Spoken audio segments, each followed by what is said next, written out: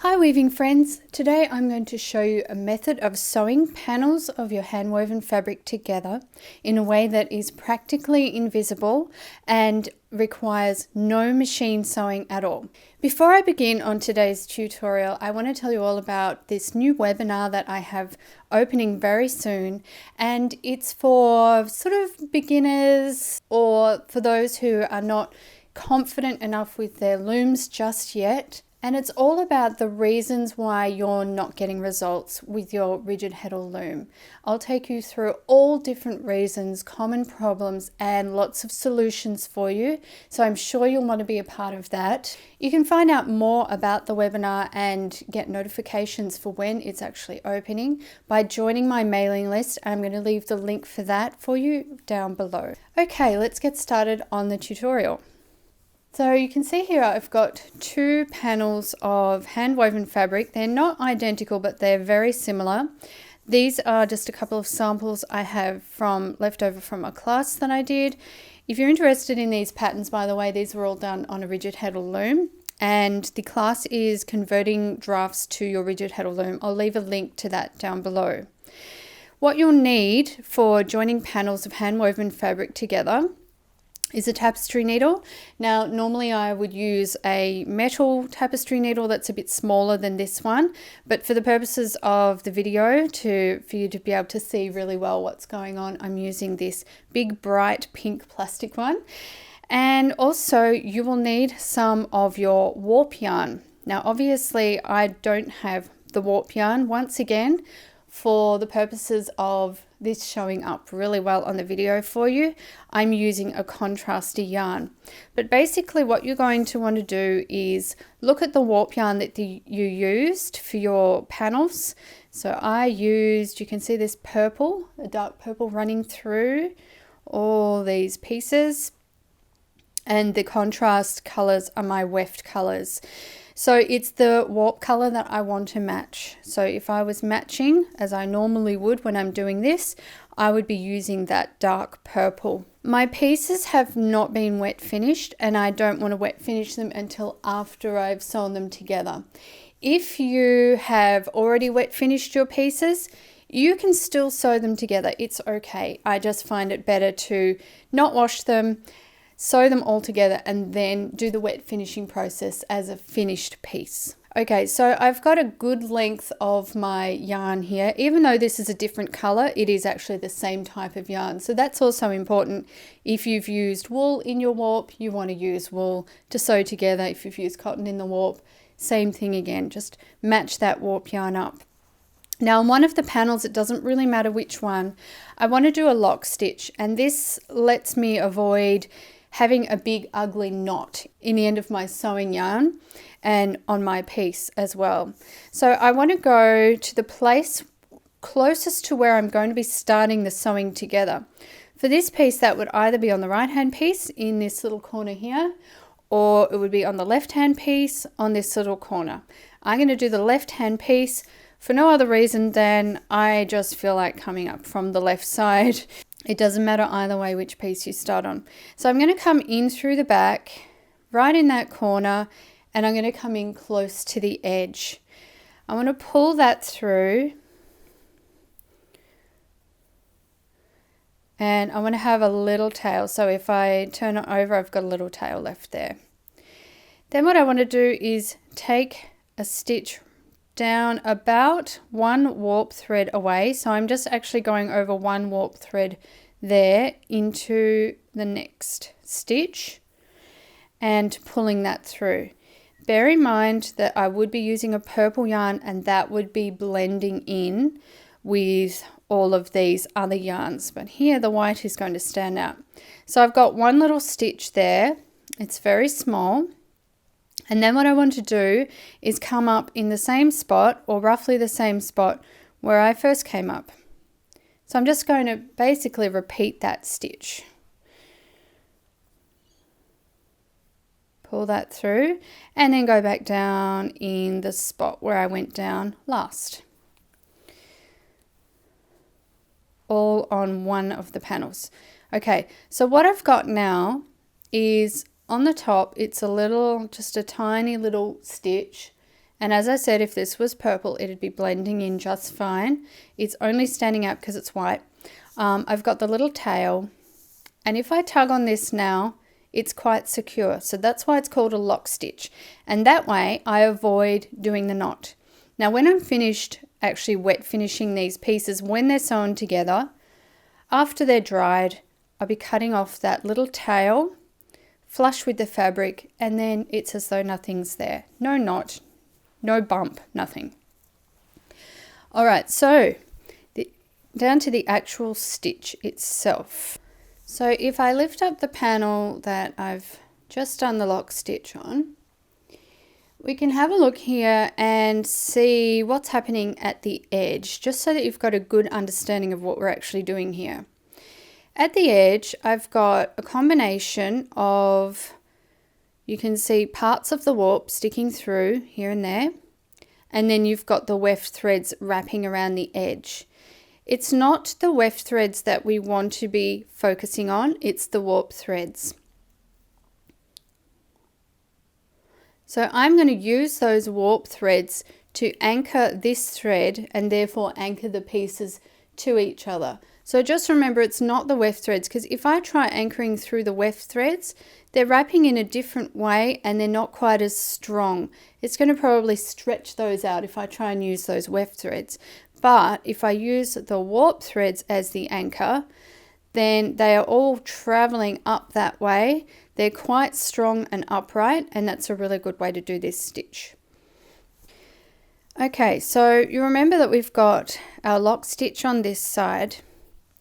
What I'm going to do is I'm going to choose the first bit of warp that I can see on this left hand side, and I can see it right above where I did my lock stitch. And I'm just going to bring up the needle from the back and through there.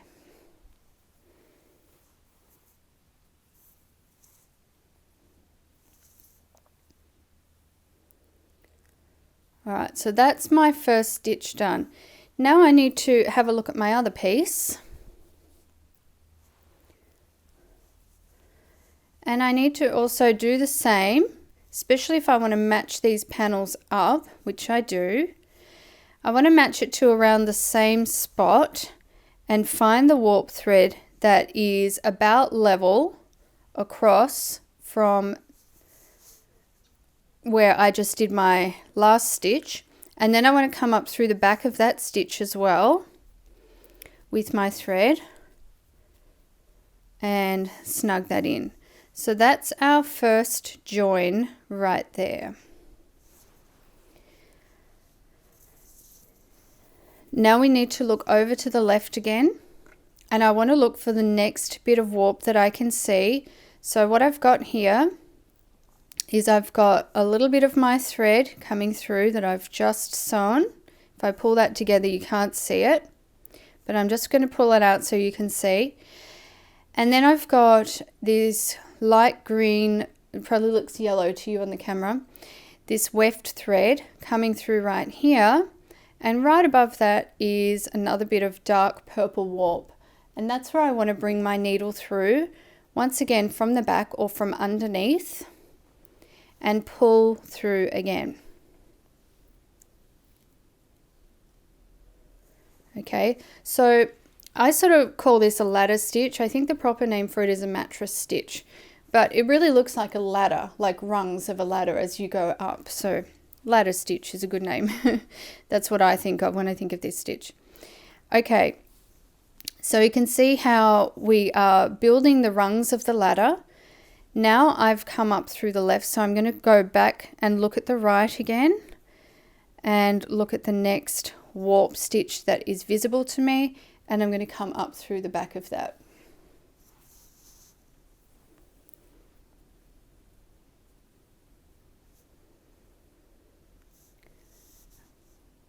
Okay, so now we've got a couple of rungs of the ladder. I'm not going to pull mine tight yet, but I want you to pull yours in tight.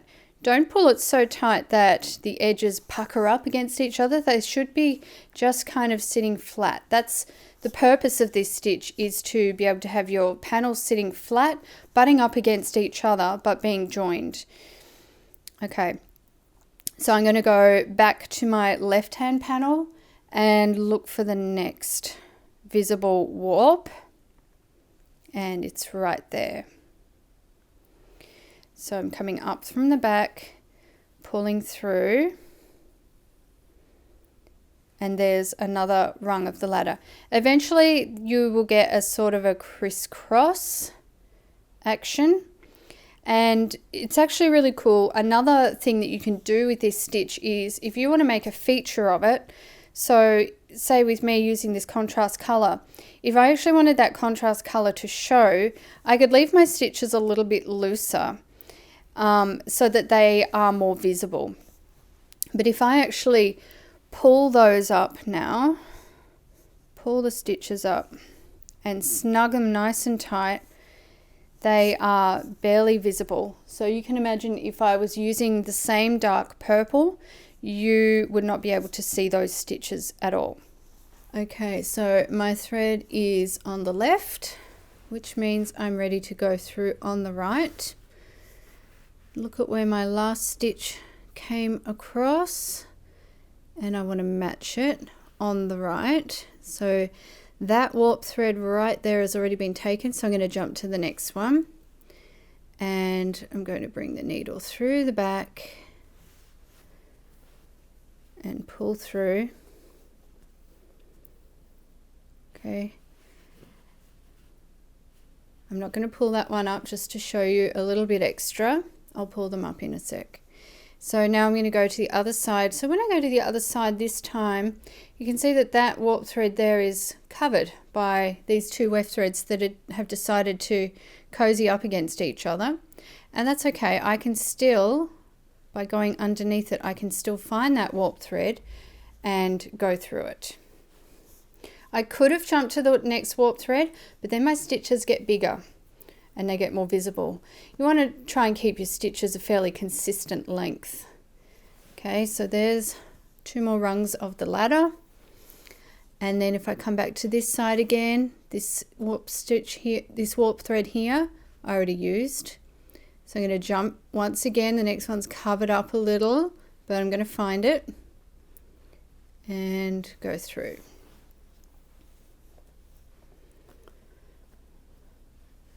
So there's another rung of the ladder. Okay, now I'm going to snug those up. Of course, it's better if you snug them up as you go along, and that's what I want you to do, unless you're leaving them a little bit loose as a feature. And I sort of did that in my rainbow blanket, which is available in my Etsy shop. It's a pattern. I'll leave the link to that down below, but you can see here that you can partly see the crisscrosses, and it's really quite attractive. All right, so next I'm looking for my next warp thread, and once again the weft threads are hiding it, so I'm just going to go underneath and reveal that warp thread right there and pull it through. This time I'm going to snug it up. All right, that leads me to the right hand side again. I can see the warp thread just fine. So I'm going to come in through the back. This is a really lovely, relaxing thing to do in the evening when you're just sitting and relaxing. You might be a bit tired to actually sit at the loom. It's really lovely to have some hand-woven panels, especially if you're sewing together a blanket, and it's just so rewarding. It takes a little while, but it's lovely when you sew all those panels together and you have like a growing blanket in front of you. That's how it was with the rainbow blanket, and we use that rainbow blanket pretty much every day in this house as a lap blanket. It's really lovely. It's very popular. Okay, next one. So it's just looking out for those warp threads each time and pulling through.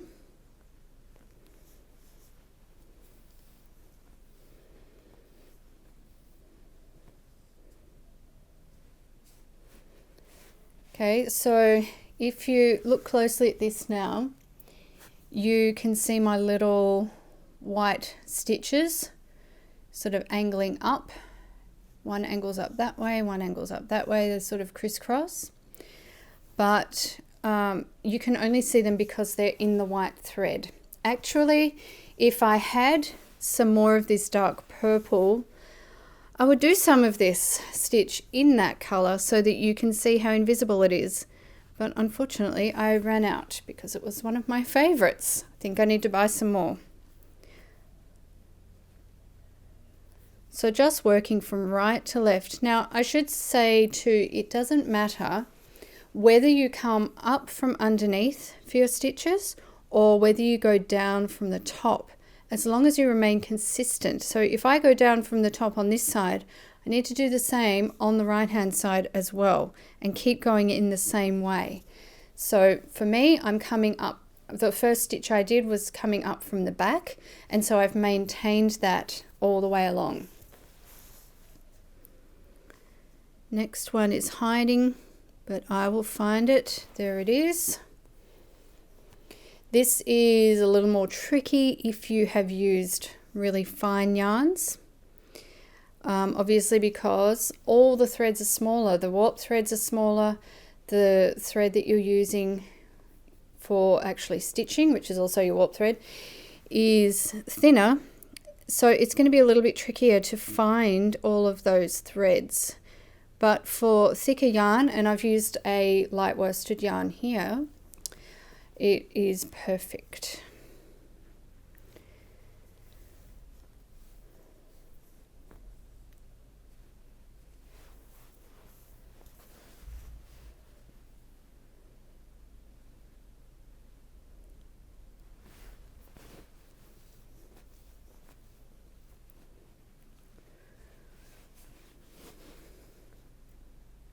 You can see when I'm pulling up my thread that I am pulling it snugly, but I've got these four fingers underneath and the thumb on top, so that when I pull it, I can feel what sort of tension I'm making, and I can feel whether these two layers are puckering anywhere, whether I'm pulling too tight, whether I'm not pulling tightly enough. So that's kind of a handy tip too, is to just have that feel.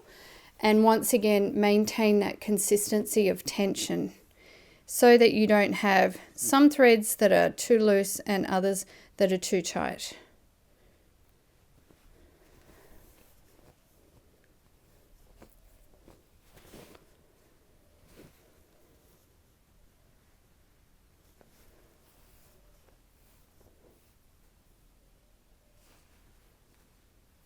So I'm about halfway up now.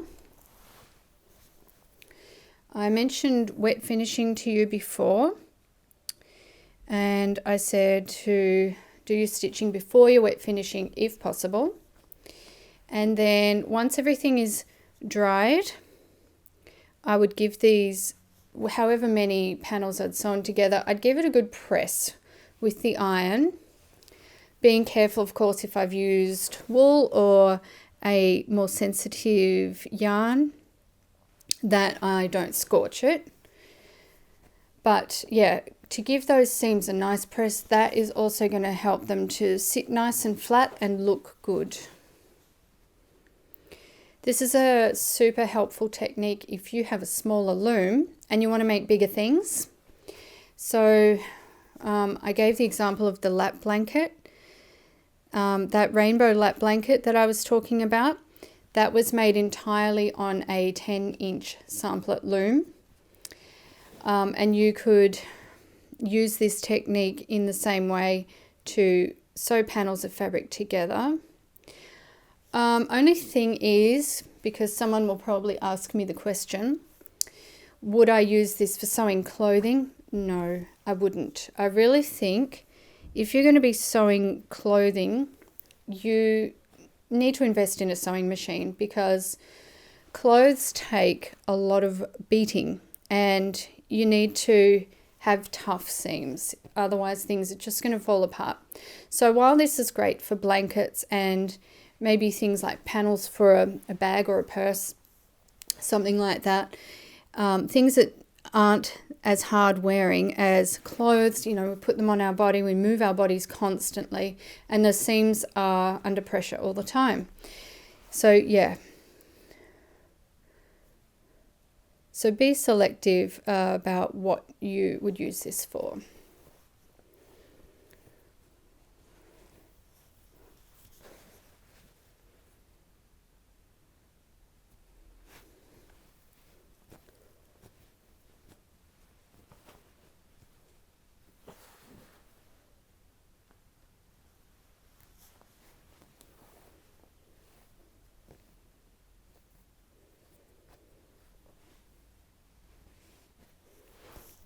Getting there.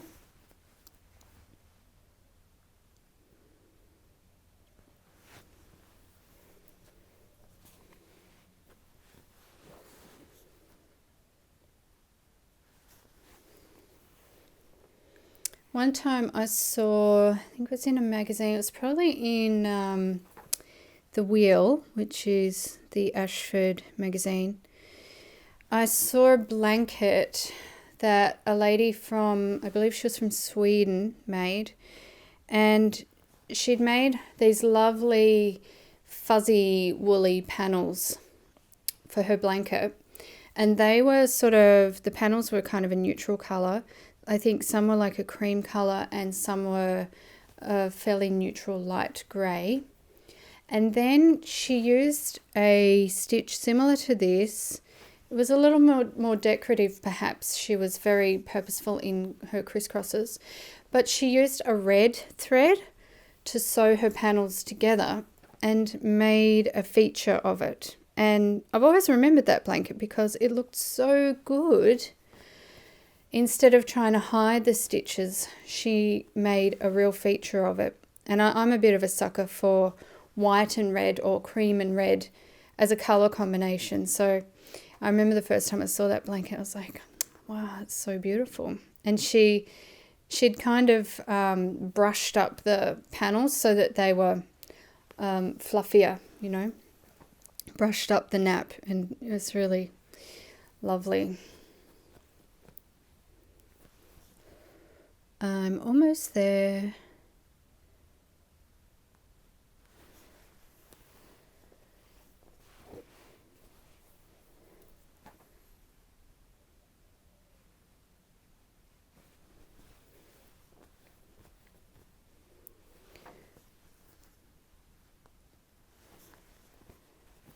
I'm just going to go to the top of the left-hand panel because these panels at the top, they change a little bit. They're a bit different to each other.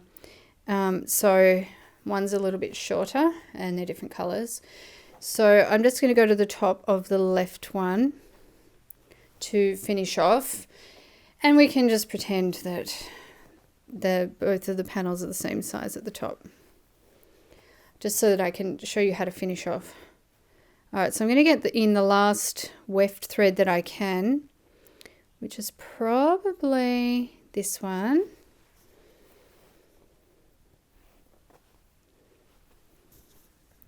Then I can get another one on this side. So when you come to the end, you want to stitch as close to the corners as you can so that you don't have gaps at the top. And try one more in there. Alright, I'm satisfied with that. And now I want to do that lock stitch at this end as well. So I'm going to just go down one warp thread over. This, I think I actually learned this in embroidery, the lock stitch. And then come up the same place where I came up initially, and then go down again over that warp thread. I'm going to leave a little tail